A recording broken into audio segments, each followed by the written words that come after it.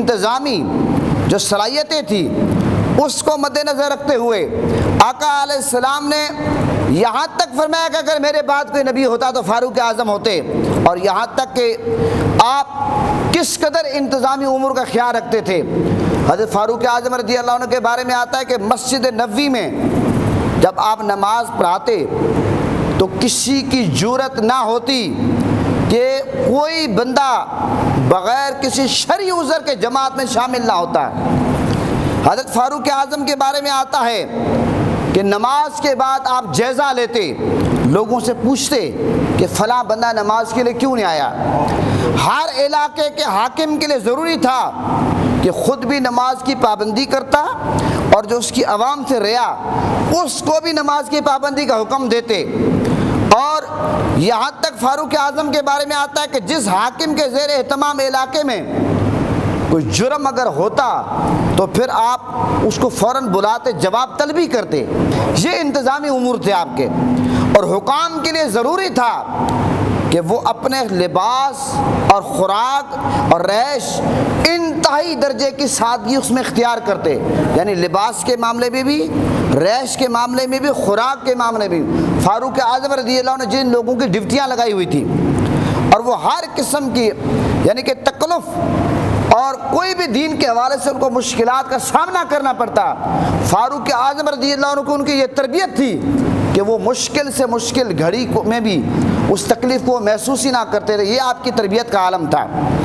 اور یہاں تک آپ کے بارے میں آتا ہے، آپ اس بات کا خاص طور پر جائزہ لیتے کہ عوام الناس ہر وقت حکمرانوں کے، عوام الناس کے لیے ہر وقت حکمرانوں کے دروازے کھلے رہیں۔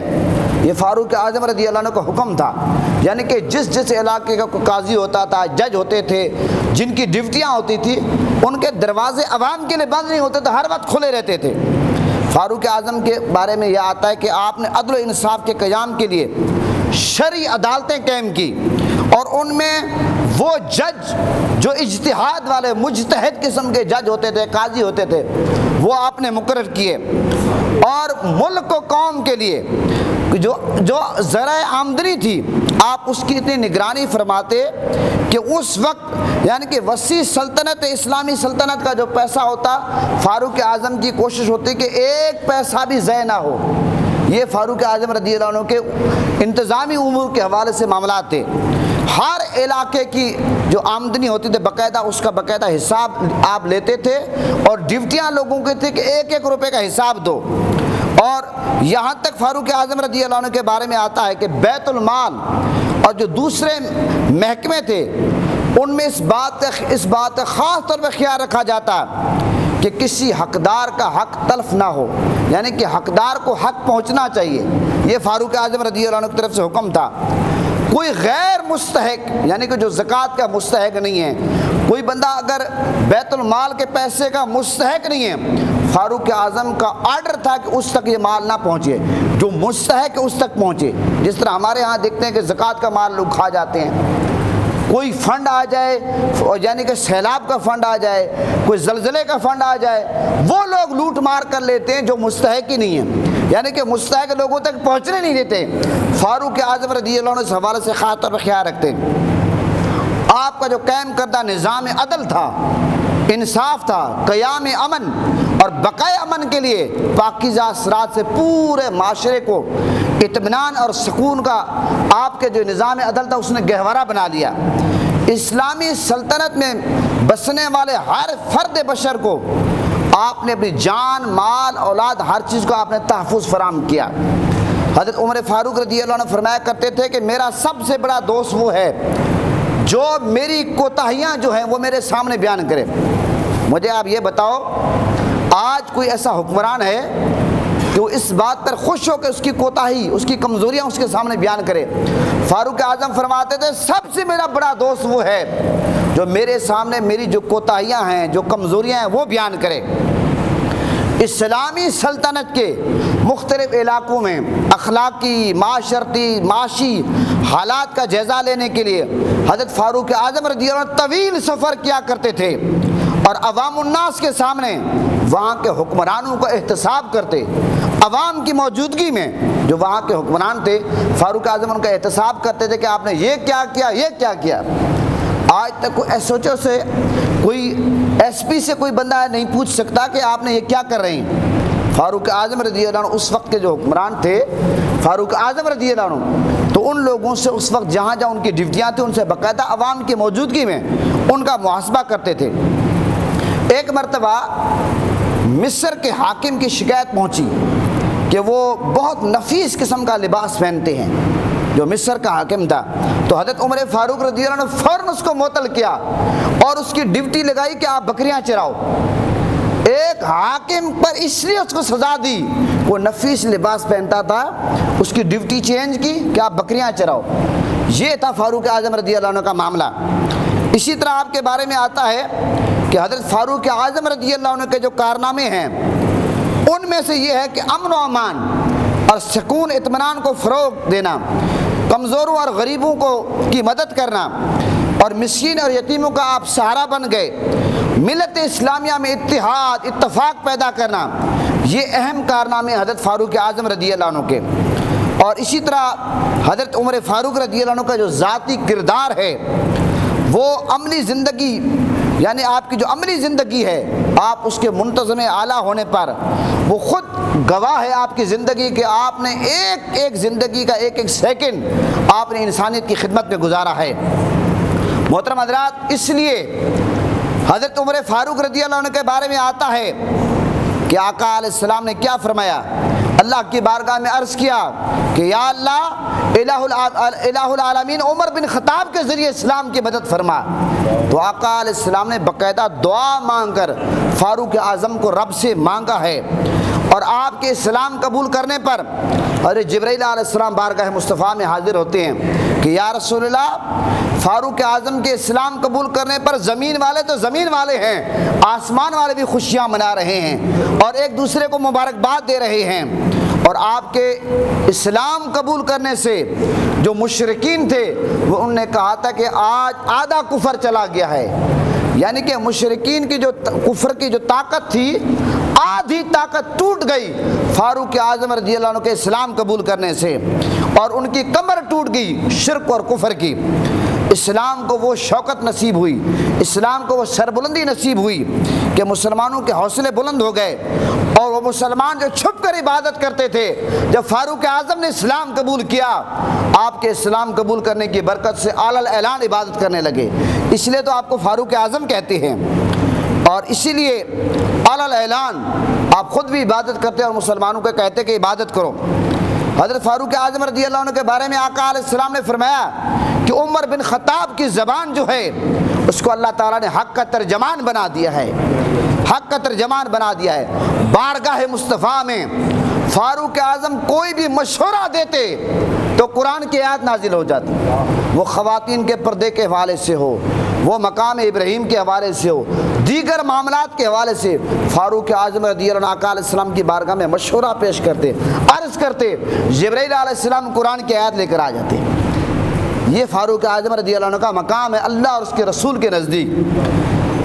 حضرت فاروق اعظم رضی اللہ عنہ کے بارے میں آتا ہے کہ آقا علیہ السلام کے زمانہ اقدس میں غزوہ بدر ہو، غزوہ احد ہو، غزوہ خندق ہو، غزوہ خیبر ہو، غزوہ حنین ہو، اور دوسری جتنے بھی مشہور اسلامی جنگیں ہوئی سب میں فاروق اعظم رضی اللہ عنہ آگے آگے تھے۔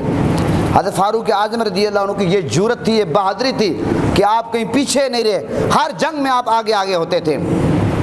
حضرت فاروق اعظم رضی اللہ عنہ کے بارے میں آتا ہے کہ آپ کی سادگی کا عالم یہ تھا کہ آپ سال میں ایک جوڑا کپڑوں کا پہنتے تھے، ایک جوڑا، اور پیوند لگے کپڑے آپ پہنا کرتے تھے۔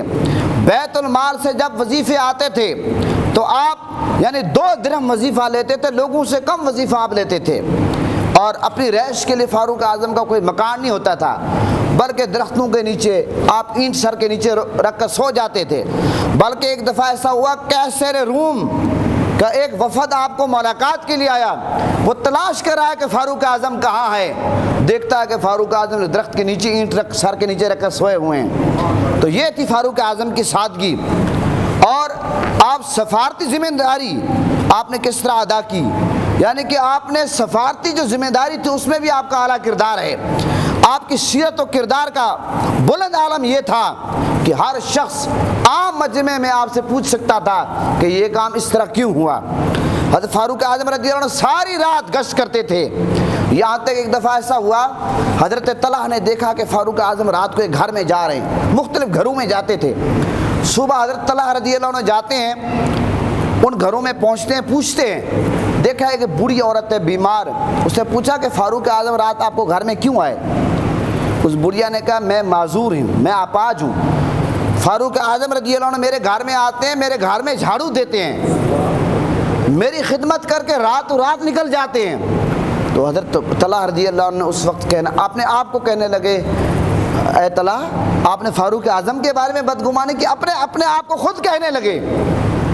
ایک دفعہ ایسا ہوا کہ حضرت عمر فاروق رضی اللہ عنہ کے پاس ایک شخص آیا، اس نے بہت اعلیٰ قسم کا لباس پہنا ہوا تھا۔ فاروق اعظم رضی اللہ عنہ کیا کر رہے تھے؟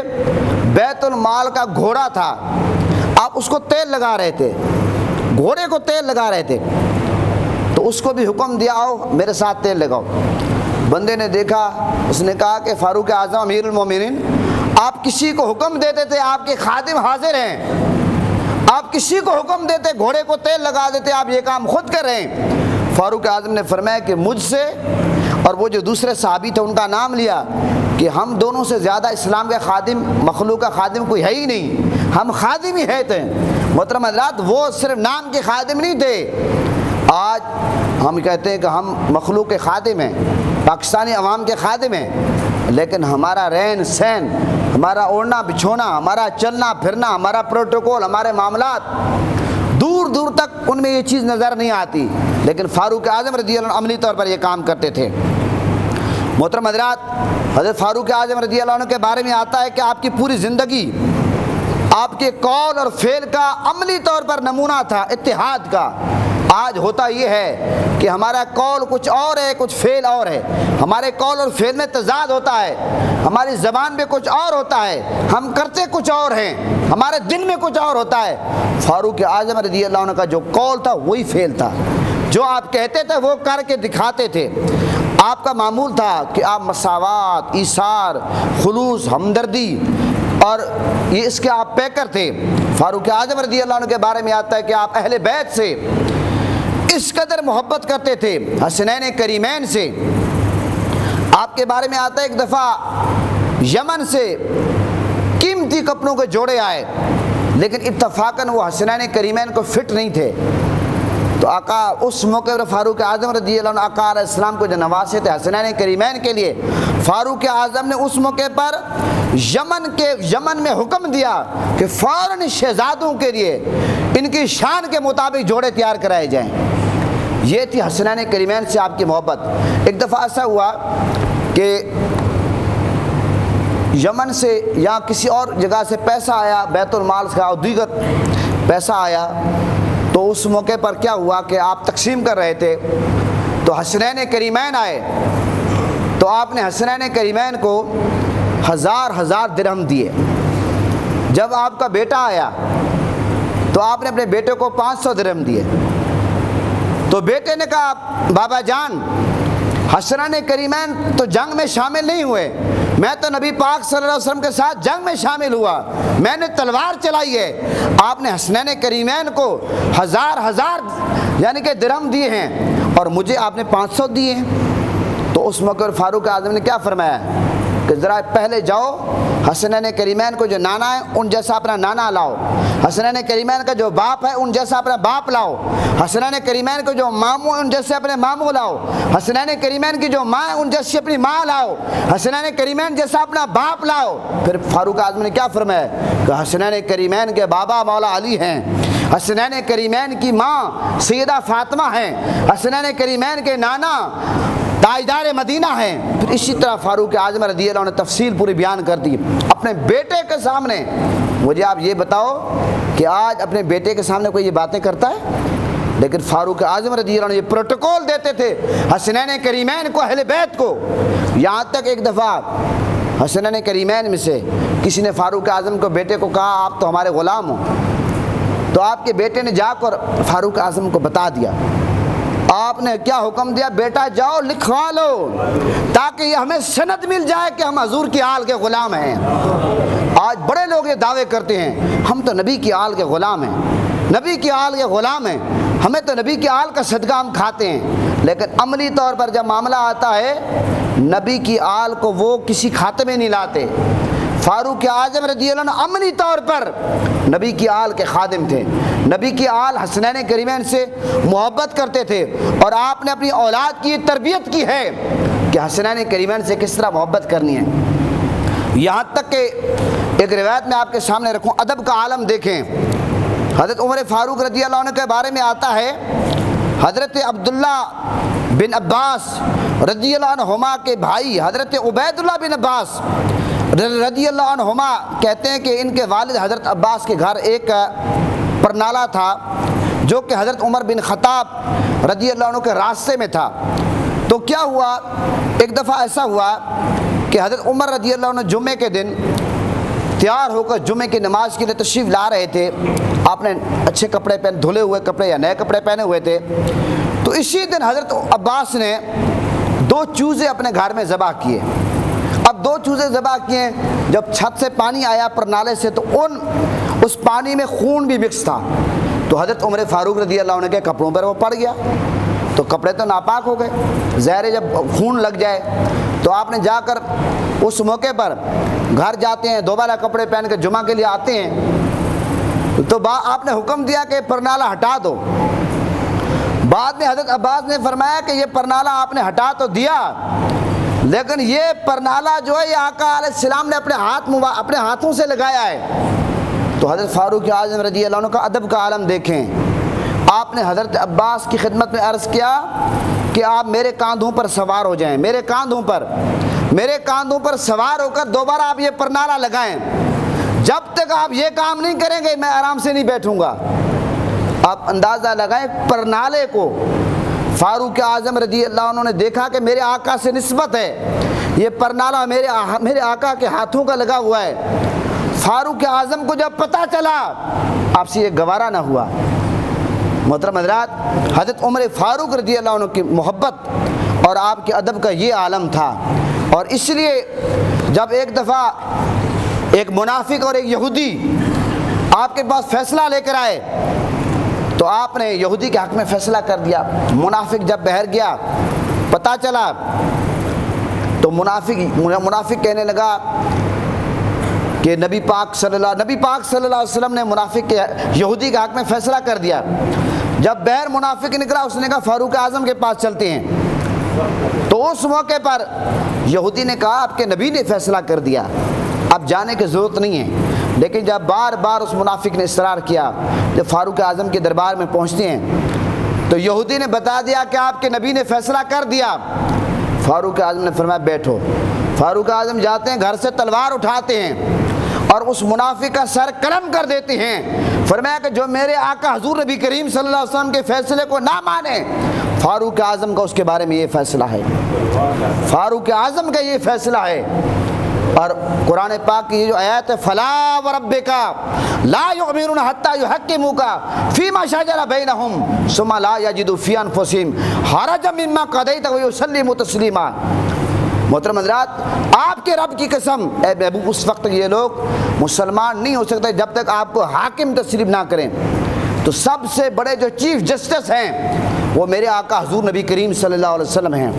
تو حضرت فاروق اعظم رضی اللہ عنہ کی محبت کا عالم یہ تھا۔ جب آقا علیہ السلام نے فرمایا اس وقت تک کسی کا ایمان کامل نہیں ہوتا جب جان مال اولاد سے زیادہ پیار مجھ سے نہ کرے، تو فاروق اعظم عرض کرتے ہیں یا رسول اللہ میں جان کے علاوہ آپ سے زیادہ پیار کرتا ہوں۔ میرے آقا نے فرمایا آپ کا ایمان کامل نہیں ہوا۔ تھوڑی دیر گزری، فاروق اعظم کا سینہ محبت رسول کے لیے کھل گیا۔ عرض کرتے ہیں یا رسول اللہ میں آپ سے جان سے بھی زیادہ پیار کرتا ہوں، جان سے بھی زیادہ پیار کرتا ہوں۔ میرے آقا نے فرمایا اب آپ کا ایمان کامل ہوا۔ یہ تھی فاروق اعظم رضی اللہ عنہ کی شان۔ اور پھر جب آقا علیہ السلام سے آپ نے کامل محبت فرمائی، پھر آپ کو پتہ ہے ایک دفعہ کسی نے کدو شریف جو آقا علیہ السلام کی پسندیدہ آپ کو پتہ ہے سبزی تھی، کسی نے اعتراض اس پر کیا، فاروق اعظم نے تلوار اٹھا لی۔ ایک دفعہ ایک منافق نے اپنے منہ پر کپڑا رکھا، آقا علیہ السلام کی سواری نے پیشاب کیا، اس نے کہا مجھے معاذ اللہ بدبو آ رہی ہے۔ فاروق اعظم نے تلوار اٹھائی کہ حضور کی سواری کے پیشاب سے تجھے بدبو آتی ہے؟ تو یہ فاروق اعظم رضی اللہ عنہ کی محبت کا عالم تھا۔ محترم حضرات، حضرت عمر فاروق رضی اللہ عنہ کہ جو اقوال ہیں، میں چند اقوال آپ کے سامنے رکھ کر اپنی بات ختم کرتا ہوں کہ آپ فرماتے تھے کہ سب سے بڑا سخی وہ ہے جو اس شخص کو مال دے جس نے کبھی اس کو مال نہ دیا ہو، اس کو مال دے جس نے کبھی اس کو مال نہ دیا ہو۔ آج تو ہم اس کو دیتے ہیں جو ہمیں دیتا ہے، ہم فاروق اعظم کے فرمان کے بالکل برعکس کام کرتے ہیں۔ فاروق اعظم نے فرمایا کہ سب سے بڑا حوصلہ اس شخص کا ہے جو اپنے اوپر ظلم اور زیادتی معاف کر دے، جس پر ظلم اور زیادتی وہ معاف کر دے۔ فاروق اعظم نے فرمایا کہ سب سے افضل عبادت فرائض کی ادائیگی اور حرام سے بچنا ہے، سب سے افضل عبادت یہ ہے۔ اور فاروق اعظم نے فرمایا کہ سب سے بڑا جہل وہ ہے جو دوسروں کی خاطر، یعنی کہ جو دوسروں کی دنیا کی خاطر اپنی آخرت برباد کر دے۔ فاروق اعظم کا فرمان ہے کہ علماء حق کی صحبت اختیار کرو۔ فاروق اعظم نے کیا فرمایا؟ جو علماء حق ہیں، علماء سو نہیں، علماء حق کی فاروق اعظم فرماتے ہیں کہ صحبت اختیار کرو۔ اور فاروق اعظم نے فرمایا کہ مگر جو فرمایا کہ علماء حق نہیں ہیں ان کی صحبت اختیار نہ کرو۔ کیوں؟ کہ وہ فاروق اعظم نے فرمایا کہ جو دین کی، فرمایا کہ جو علماء حق نہیں ہیں، جو علماء دین نہیں ہیں، فاروق اعظم نے فرمایا ان کی بات کا اعتبار بھی نہ کرو۔ اور یہاں تک فاروق اعظم نے فرمایا کہ دنیا تھوڑی حاصل کرو تو سکون میں رہو گے۔ آج یہ جو ہم بے سکون ہیں، ہم کہتے ہیں سب کچھ ہمارے پاس آ جائے۔ فاروق اعظم فرماتے ہیں دنیا تھوڑی حاصل کرو، سکون کی زندگی بسر کرو گے۔ اور فاروق اعظم فرماتے ہیں کہ گناہ کم کرو گے تمہاری موت آسان ہوگی، اگر گناہ کم کرو، گناہ زیادہ کرو گے تو موت میں بڑی مشکل آئے گی۔ یہ فاروق اعظم کے اقوال ہیں۔ فاروق اعظم فرماتے ہیں آپ کا ارشاد ہے کہ تقویٰ کے بغیر علم، انصاف کے بغیر حکومت، قناعت کے بغیر درویشی، سخاوت کے بغیر دولت مندی اور تواضع کے بغیر منصب مرتبہ یہ بیکار ثابت ہوں گے۔ یعنی کہ آپ نے اگر آپ چاہتے ہیں کہ آپ کا تقویٰ ہو، لیکن آپ علم کے بغیر آپ تقویٰ حاصل نہیں کر سکتے۔ اگر آپ چاہتے ہیں کہ آپ حکومت کرنا چاہتے ہیں تو انصاف نہ ہو تو پھر حکومت کا کوئی فائدہ نہیں ہے۔ اگر آپ چاہتے ہیں کہ قناعت اختیار کرتے ہیں تو پھر آپ درویشی اختیار کریں۔ اگر آپ چاہتے ہیں کہ آپ کے پاس دولت ہو تو اس دولت کا کوئی فائدہ نہیں ہے اگر سخاوت نہ ہو۔ تو محترم حضرات، اگر آپ چاہتے ہیں کہ تواضع نہ ہو اور منصب ہو، تواضع نہ ہو، تو اس منصب کا، عہدے کا کوئی فائدہ نہیں ہے۔ تو محترم حضرات، کاش کہ ہمارے حکمران، اور حکمران بلکہ میں نہیں کہتا، میں سیاستدان کہتا ہوں، سیاستدان میں جب میں کہتا ہوں تو سب اس میں آ جاتے ہیں، جب حکمران میں کہتا ہوں تو پھر سیاست بات ہو جاتی ہے۔ اس لیے میں سیاست سے بالاتر ہو کر بات کرتا ہوں کہ ہمارے سیاستدان فاروق اعظم رضی اللہ عنہ کی زندگی کو پڑھتے کہ فاروق اعظم نے فرمایا اگر دریائے نیل کے کنارے پر کتا بھی مر جائے تو اس کا ذمہ دار بھی فاروق اعظم ہے۔ ساری رات فاروق اعظم گشت کرتے۔ آج آپ دیکھیں سیلاب سے تقریباً 300 کے قریب جانیں چلی گئی، اور یہ 300 کا ہمیں تب پتہ چلا جو میڈیا پہ آیا۔ ایسے علاقے بھی ہیں جہاں میڈیا جاتا ہی نہیں ہے، کتنی جانیں چلی گئی، کتنے لوگ بے گھر ہو گئے، کھلے آسمان تلے ہیں۔ لیکن ہمارے یہ جو سیاستدان ہیں ٹس سے مس نہیں ہوتے۔ کبھی آپ نے دیکھا کوئی سیاستدان بلوچستان پہنچے ہوں، سندھ میں پہنچے ہوں؟ کبھی آپ نے دیکھا کہ سیلاب سے لوگ تباہ ہو رہے ہیں اور ان لوگ ناقص ڈیم بنائے ہیں، وہ ڈیم ٹوٹ گئے جس کی وجہ سے لوگوں کے گھر تباہ ہو گئے، لیکن ہمارے سیاستدان ٹس سے مس نہیں ہوتے۔ کیوں؟ ان کو عوام سے کوئی غرض نہیں، ان کو اقتدار چاہیے، کرسی چاہیے، پروٹوکول چاہیے، ان کو منصب چاہیے۔ کاش کہ ہمارے سیاستدان خدا کا خوف کرتے، فاروق اعظم کی زندگی کو پڑھتے۔ وہ فاروق اعظم جو امیر المومنین تھے، جو 22 لاکھ مربع میل پر حکمرانی کرتے تھے، وہ فاروق اعظم بیت المال میں جو گھوڑا موجود ہے اس کی مالش خود کرتے تھے، کیونکہ اس میں یتیموں اور غریبوں کا حق تھا۔ لیکن افسوس کہ ہمارے حکمران نہ تو نبی کی سیرت کو پڑھتے ہیں، نہ فاروق اعظم کی سیرت کو پڑھتے ہیں، نہ دیگر صحابہ اہل بیت کی سیرت کو پڑھتے ہیں۔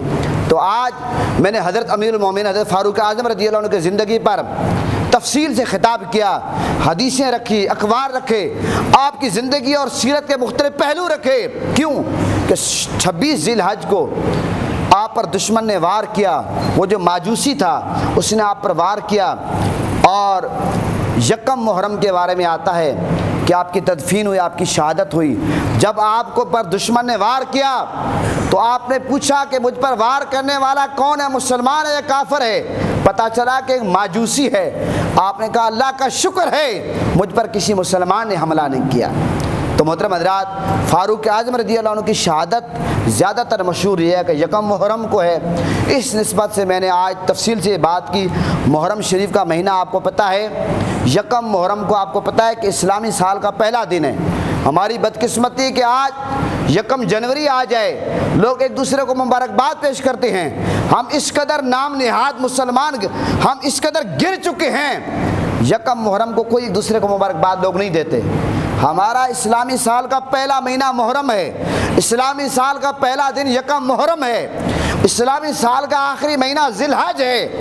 اس لیے اسلامی سال کے حساب سے ہمیں ایک دوسرے کو مبارکباد پیش کرنی چاہیے، خوشی کرنی چاہیے۔ افسوس کہ ہم نبی پاک کو کم فالو کرتے ہیں، صحابہ کرام کو کم فالو کرتے ہیں، انگریز کو، اغیار کو زیادہ فالو کرتے ہیں۔ اس لیے میں نے اس حوالے سے خطاب کیا۔ انشاءاللہ اگلا جمعہ واقعہ کربلا پر بات ہوگی، اسی پہ اتفاق کرتا ہوں۔ پاکستان کا مطلب کیا؟